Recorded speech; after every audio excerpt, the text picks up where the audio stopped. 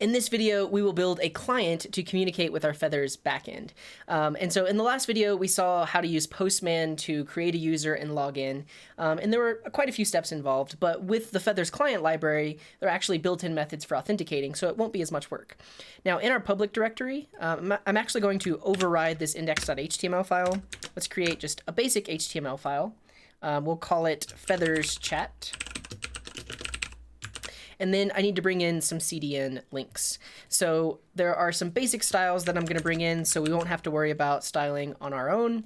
And I'll just pull these in at the bottom of the head.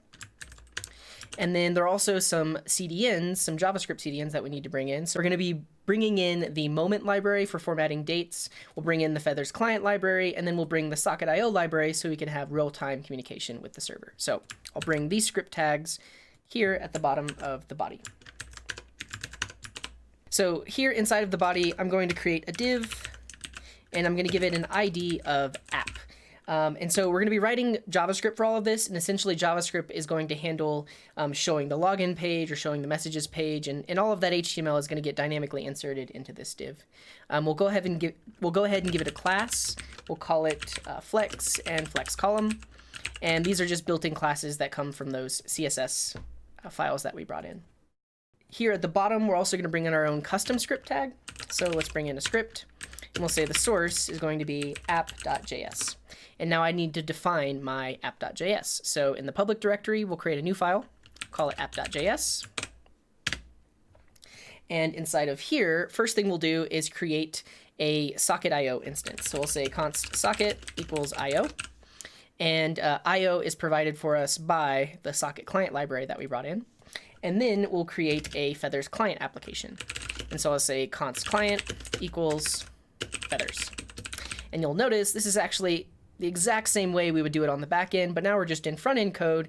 And so we create a Feathers application like so. We now need to configure that client to communicate over sockets. So we'll say client.configure. We'll pass in feathers.socket.io. And then we'll pass in our socket that we created up top. And this now enables our Feathers application to communicate over sockets with our backend Feathers app. The next thing we'll do is we'll configure authentication. So here I'll just say client.configure. We'll say feathers.authentication.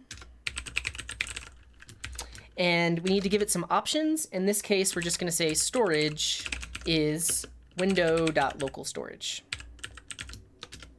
And that essentially tells the authentication client library to use local storage to store our JSON web token. Now let's create a basic login method, which will actually attempt to log in to our Feathers app. So we'll create a function, we'll call it login. This is going to be an async function. Inside of here, we'll actually authenticate with the app. So I'm going to wrap this code in a try catch, because the first thing we're going to try to do is re-authenticate the user. So when a user logs in with the authentication client, it automatically stores their token in the browser. And if they come back to this page, if we try to re-authenticate them and they already have a token in the browser, they can be re-authenticated just fine. So to do that, we'll say return await client.re-authenticate. So if there was already a token in the browser, this will just automatically log them in. If that fails, then that means there wasn't a token in the browser, so now we can actually try to log them in.